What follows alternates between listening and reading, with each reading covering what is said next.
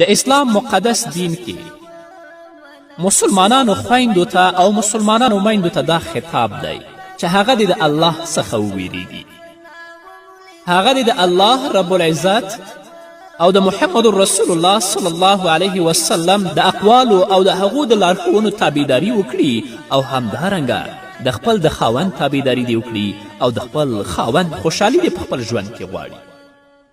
او داسې میرمن چې هغه په خپل ژوند کې د الله رب العزت د اوامرو تابعداري کوي او د خپل خاوند خوشحالي غواړي، دې میرمنې لپاره جنت دی. ځکه محمد رسول الله صلی الله علیه وسلم فرمایي ایما امرأة ماتت وزوجها راد عنها دخلت الجنه.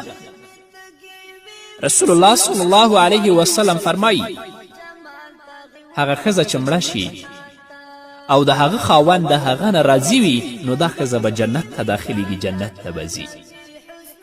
همدارنګه محمد رسول الله صلی الله علیه وسلم په بل حدیث کې فرمایي اذا صلت الامرأة خمسها وصامت شهرها وأطاعت بعلها فلتدخل من أي أبواب الجنة شاءت.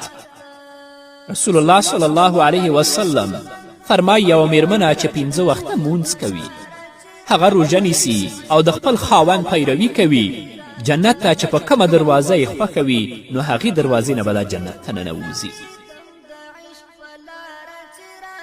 همدارنګه د محمد رسول الله صلی الله علیه وسلم په بل روایت کې راغلي هغه مسلمانه خور یا هغه مسلمانه مور چې د خپل خاوند پیروي کوي، د خپل خاوند خوشحاله ساتي، مرغان ورته په هوا کې، ماهیان ورته په اوبو کې، ملائکې دې لره په آسمانو کې، لمر او سپوږمۍ ورته په هوا کې د بښنې سوال کوي.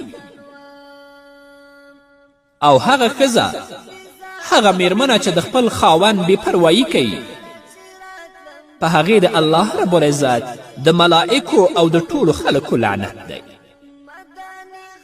او هغه ښځه چې د خپل خاوند خفه کړي، هغه ناراضه کړي، تر هغې پورې چې د خپل خاوند یې خوشحاله کړی نه وي، الله رب العزت په هغې ښځې باندې په قهر او په غضب وي. او هغه ښځه چې بغیر د خاوند د اجازې نه، د خاوند د اجازې پرته له کوره ووځي، تر هغې پورې چې بیرته کور ته راګرځېدلې نه وي، د الله رب العزت ملائکې په هغې ښځې باندې لعنت وایي. نن راشئ د خپل ژوند وینئ چې زموږ ژوند خپل کورنۍ سره په کوم حالت کې روان دی. الله رب العزت دې په موږ باندې رحم وکړي.